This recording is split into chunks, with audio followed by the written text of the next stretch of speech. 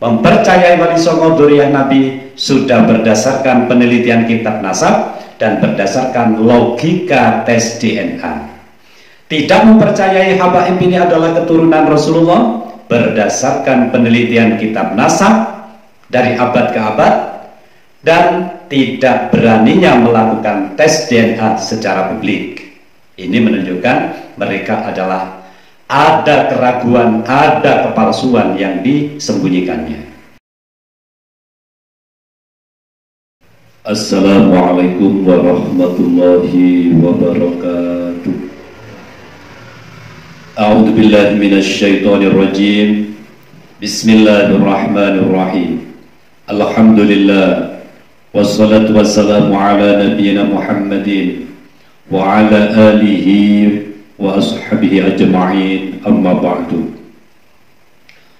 Sahabat muslim dimanapun berada, marilah pada kesempatan kali ini kita menyimak video berikut ini. Hasil tes keluarga DNA Wali Songo. Yang pertama melalui HISEC J1, melalui Ancestry Inggris J1, 2 and 3 Jermani J1, Inavis Mabes Polri J1, Rumah Sakit Internasional Singapura J1, Expert DNA Dubai J1, Expert DNA Tes Brunei J1. Kalau keluarga Wali Songo telah terbukti haplogrup DNA-nya J1 dan ada SNP single nukleotida polimorfis keluarga Nabi Ahlul Bait Nabi, mana sekarang Mbak Alun?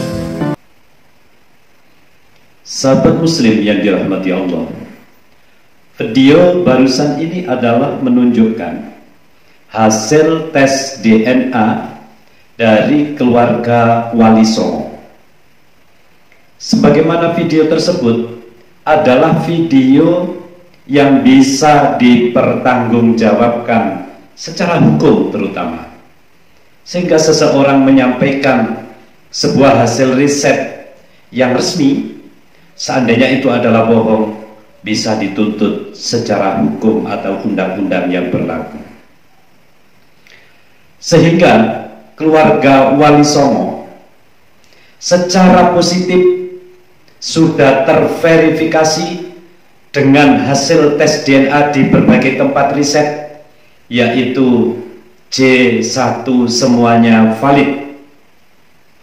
Ini merupakan fakta dari hasil tes DNA yang bisa dipercayai 99% bahwa Wali Songo adalah keturunan sahih berjalur kepada Rasulullah Shallallahu Alaihi Wasallam.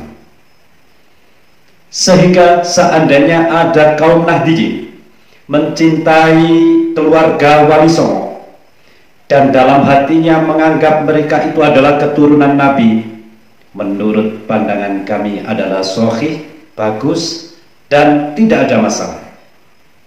Sebab bisa dibuktikan secara tes DNA, bisa dibuktikan secara kitab nasab dari berbagai abad. Nah, sehingga keturunan Wali Songo ini perlu kita sebarluaskan, sahih sah keturunan keluarga Rasulullah Shallallahu Alaihi Wasallam. Karena apa?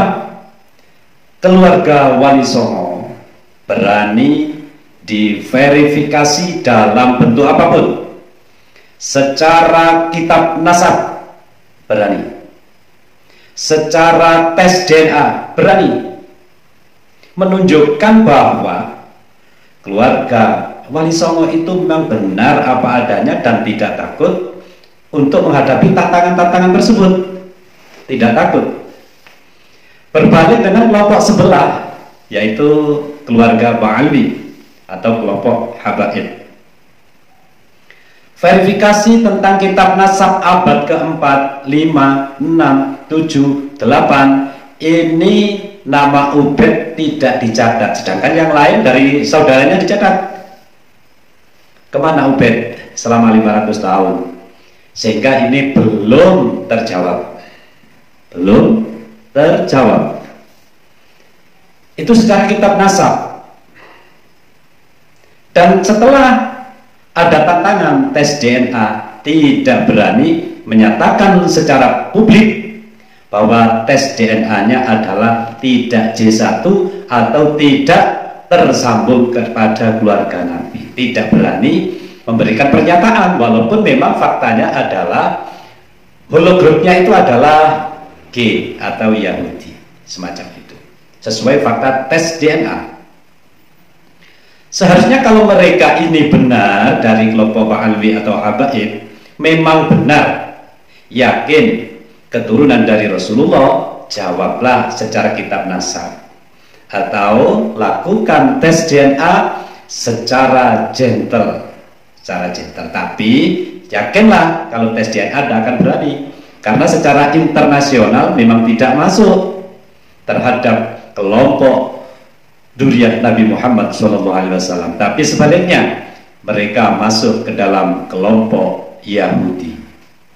Sahabat muslim dimanapun berada, kita semua meyakini keluarga Wali Songo adalah keturunan Nabi yang sahih berdasarkan dasar penelitian yang sahih. Dari kitab nasab berani dipertanggungjawabkan, dari tes DNA sudah dilakukan dan dilakukan dengan transparan secara publik. Ini menunjukkan mereka adalah sahih dan berani untuk diverifikasi. Nah, kenapa kita tidak boleh mempercayai kelompok Alwi adalah keturunan Nabi? Maaf ya, ini bukan berarti kita ini merendahkan Alwi. Habaib yang punya ilmu kita wajib menghormati sebagai ulama. Habaib yang berakhlakul karimah, siapapun kita juga wajib menghormati secara akhlakul karimah. Tapi kalau kita menganggap habaib adalah keturunan Nabi atau bagian dari dzurriyyah Nabi, itu adalah kita berpegang pada kiai imam yang telah melakukan tesis, hukumnya adalah haram. Haram mempercayai kelompok Ba'alawi atau Habaib itu adalah keturunan Rasulullah berdasarkan kitab nasab. Kitab nasab, berdasarkan kitab nasab. Kitab nasab yang mana? Abad 4, 5, 6, 7, 8. Maaf, keluarga Ba'alawi belum tercatat, sedangkan kerabat dari Ubaid yang 3 ini sudah tercatat dengan benar. Baru di abad 9 itulah ada yang menulis kitab memasukkan nama Ubaidillah. Disitulah yang terjadi keganjilan yang secara logika memang ganjil. Makanya itu perlu dijawab oleh kelompok Ba'alawi atau Habaib bahwa ini ada kitab abad 4, 5, 6, 7, 8 yang menulis Ubaidillah adalah anak Ahmad bin Isa, jumlahnya 3 ditambah Ubaid menjadi 4. Ada yang menerangkan harusnya. Kalau tidak ada, berarti diragukan secara kitab nasab. Logika, secara logika, fakta ilmiah, fakta ilmu pengetahuan, fakta ilmu pusaka, maksudnya kitab-kitab nasab. Gitu. Kalau cuma membaca kitab nasab abad 9, ya pasti itu namanya pembaca kitab, bukan meneliti kitab nasab. Kumpulkan semua kitab nasab dari abad paling tua sampai yang paling modern, teliti satu persatu secara gentle, semacam itu. Sahabat muslim dimanapun berada, dengan demikian, karena secara kitab nasab tidak terbukti, secara tes DNA juga tidak berani dilakukan secara publik, berarti memang 99% Ba'alawi itu menjadi keturunan Nabi masih diragukan karena tidak terverifikasi 99%. Sebaliknya, keluarga Wali Songo 99% adalah valid dan wajib kita mempercayainya. Semacam itu tidak boleh mengingkarinya. Karena apa?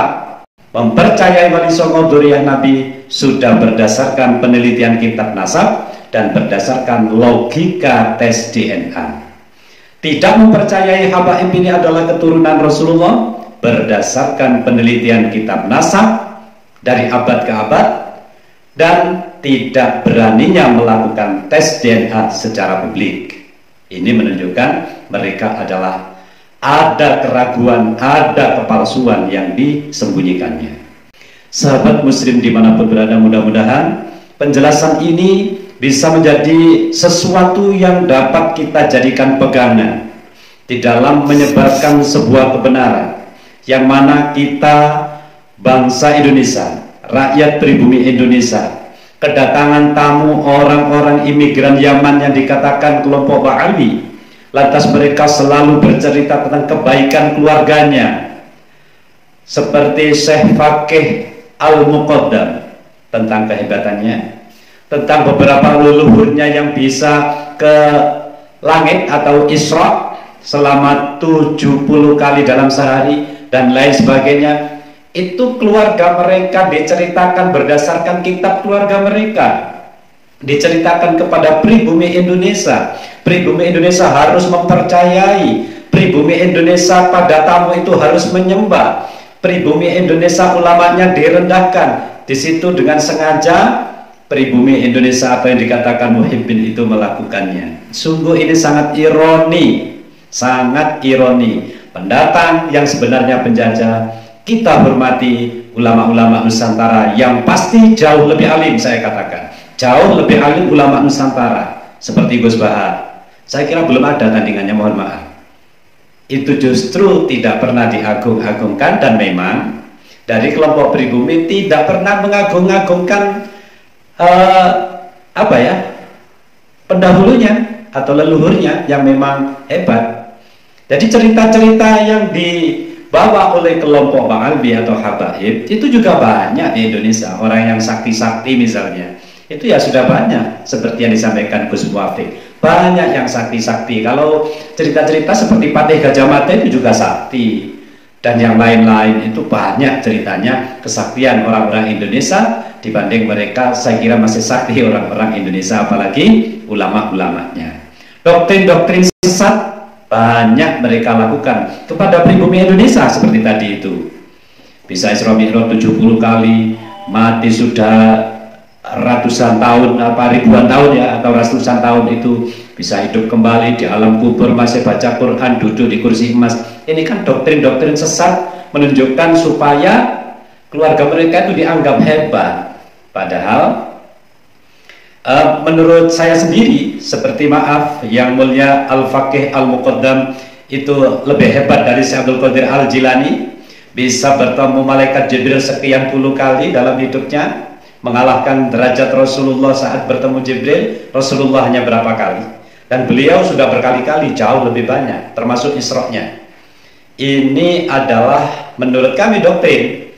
Kalau orang mempercayai ya silakan saja. Kalau menurut saya doktrin artinya dibuat-buat supaya kita itu menganggap mereka adalah agung.